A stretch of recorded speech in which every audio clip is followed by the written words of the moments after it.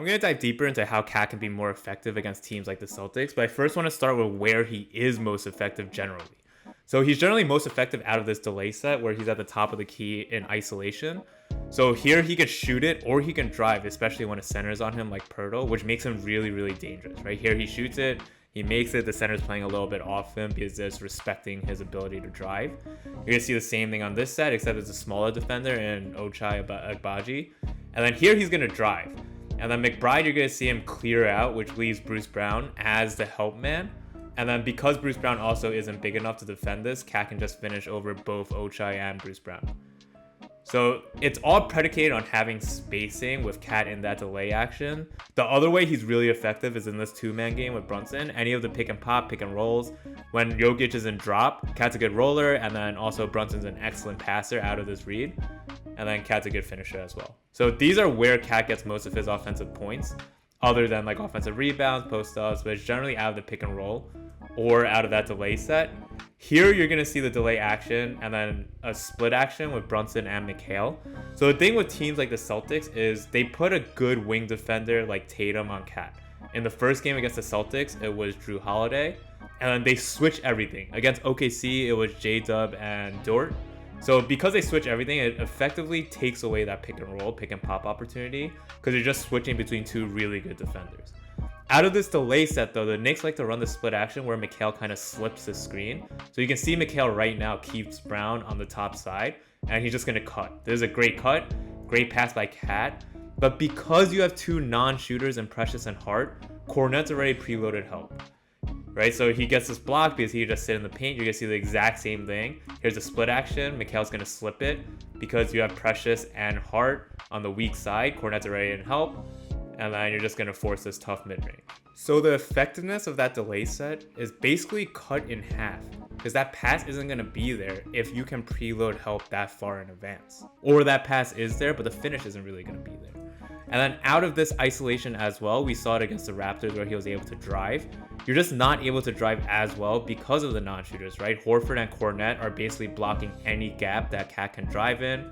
So Cat's just going to drive, help's already there, pass it out, non-shooter and Precious, and it effectively stops that action. Again, one of Cat's best actions throughout the season. Here, you're going to see the same thing. It's also a 5 Kata on Cat now. This is where Cat usually eats. But because it's Hart and Precious, you have Tatum already in help and you have Cornette already in help. Right? So even if Cat can beat Kata off the dribble because he's faster, you're already going to just run right into help. So Cat settles for the step back, makes it, but it's just not it's not the best shot, and it's also not where Cat's the best utilizing his talents. When in the second half, you sub Precious out, I know this is in semi-transition, but when you have McBride instead of Precious, it's a lot more open, right? Like look at the paint, there's just a lot more space. Cat can take advantage of this and just attack. Now, in the game against OKC, when we had OG and when we had better spacing, even then Cat didn't really look to attack this matchup with a smaller defender on him. Instead, he settled to try to post up. I think with better spacing and with the smaller defender on Cat, Cat should still look to attack out of this delay set, which is going to be more effective for him than just posting up against good defensive teams because they're really good at swarming, like OKC and like the Celtics. Here's another really good example of a small thing that can happen. So in this play, right before this clip is cut off actually, it was a guard screen by Hart to get the center matchup Horford on Cat. It was originally Jaylen Brown guarding Cat, Horford guarding Josh Hart. But because you know this team is going to switch, you can set this guard screen for Cat to get the matchup you want, to get this 5 matchup. And then assuming better spacing, which that's McBride in the corner instead of Precious, you have the exact scenario where Cat thrives in, right? Center on Cat, and then also good spacing. So you can use that guard screen to just get the defender that you want on Cat, and then run the plays that are effective for Cat on that new switch now. The next thing I want to look at is how we get Cat post touches.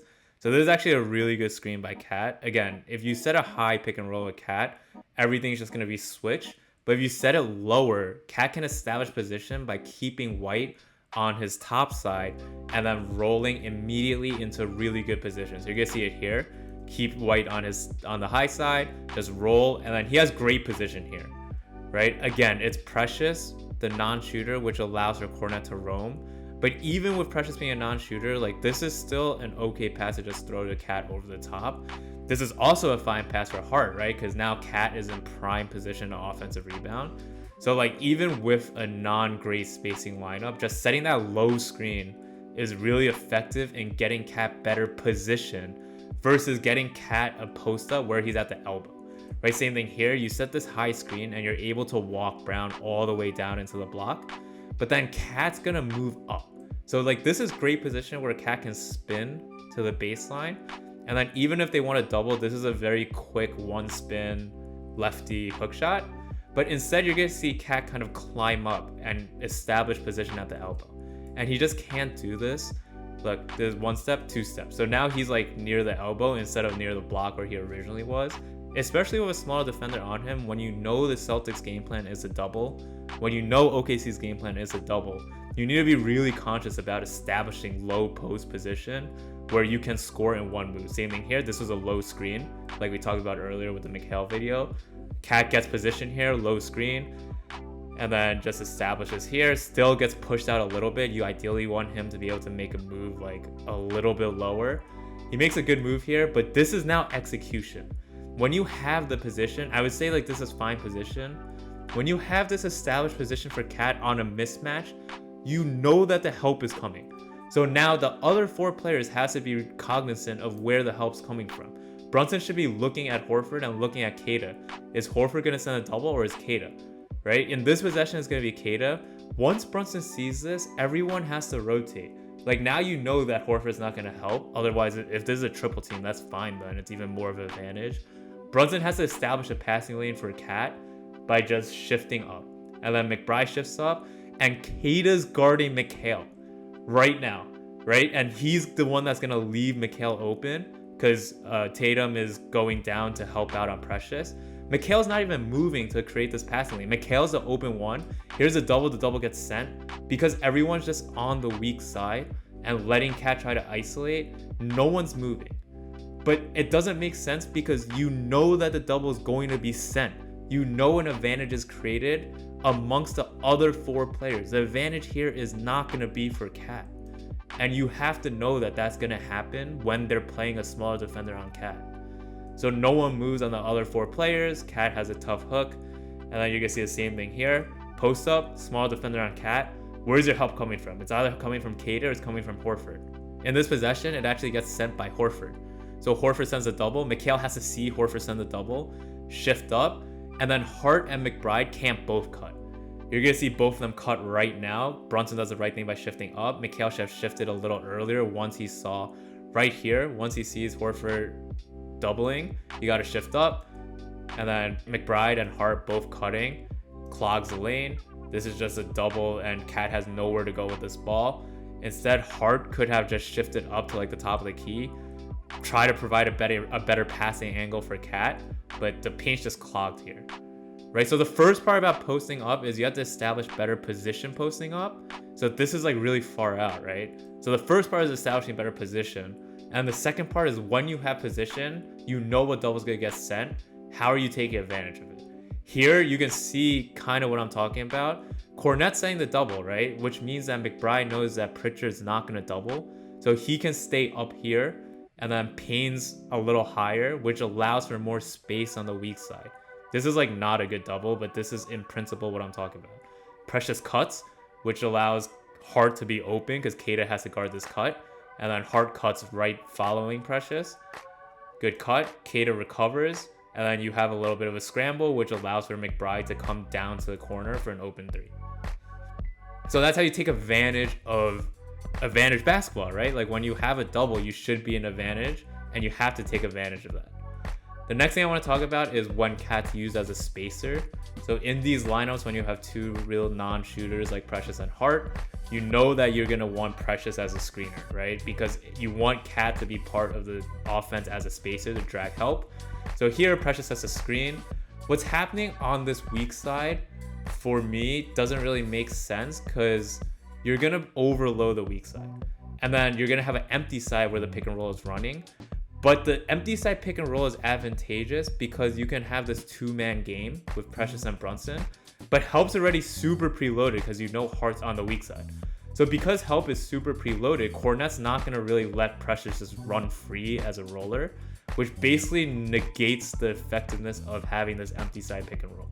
Also, you're going to see Hart do some off-ball screening here, but you can see it's not like a designed off-ball screen because Mikhail's not going to move up. They're just going to be kind of like doing things for the sake of doing things. Look, right? He tells Mikhail to move up. There's no urgency. The timing's off too, because really you want this to be like an intentional screen where Mikhail can come off it with a good screen and be kind of wide open. But Brunson's already making his move. The timing's all off on this play. And then the spacing's not there because Horford's already in help. Mikhail didn't even move at all. And then it's just an empty possession. You're going to see Hart do the same thing and Mikhail do the same thing repeatedly where it looks like it's supposed to be an action. Like he signals again, right? You can see him signaling to Mikhail. And then here, this is a great defensive switch by Boston. There's a high pick and roll of Precious. You're going to see Tatum move over to guard Brunson. And you're going to see Brown peel out to Cat. And you're going to see Hart do the same exact thing, right? He's going to motion for Mikhail, but Mikhail's not going to move at all. Like the action is not achieving anything. The second thing is when this is happening, you can set the screen intentionally for Mikhail, or you can set the screen intentionally for Cat. And then also have Mikhail clear out. Again, we talked about how the empty side pick and roll isn't as effective when you're preloading help this much. So if Mikhail just moves over to the strong side where the ball is right now in that corner, then it's basically Hart and Cat as a two-man game where Brunson's pressing the advantage, right? Because Horford's so far off off Hart, if Cat just sets this flare screen, or if Hart just sets this flare screen, Cat's just gonna be completely wide open for a three. But there's really no intentional action happening on the weak side here, which leads to this clogged up paint where Horford can sit and just sit and help the entire possession. So this is kind of what I'm talking about, right? Like you can have McBride be on the strong side corner because this empty corner pick and roll isn't really that effective like we just talked about. So if McBride's there, you have a lot more space in this two-man game between Cat and Hart, right? So Hart can set this down screen and then Cat can come off it and have an open three if the screen is good because Tatum's playing off Hart, right? And then you can imagine if this was flipped like in the other videos where Hart's in the corner and Cat's above the break. If Hart sets that flare screen, it's also going to be completely open if that screen is set well because your defender, Horford, or in this case it's Tatum, is already preloaded help. That's how they're defending Hart, so take advantage of it. And you can take advantage of that by allowing Hart to set that flare screen, which gives Cat a pretty open three. Otherwise, you're just in this clogged kind of state of offense. And Cat's basically completely taken out of his offense. You can't set the pick and roll, which he's good at, because they're just going to switch. When you try to mismatch Hunt with the post-ups, you're not effectively utilizing it, and he's catching it too far off the point. And then he can't even operate out of that delay action because you're already clogging the paint. So you really need to have better spacing for him to be effective out of that delay. He needs to be more aggressive out of the delay, which he has been more recently. And you just need better post-up possessions where he gets it deeper and everyone around him is also taking advantage of that better and more effectively.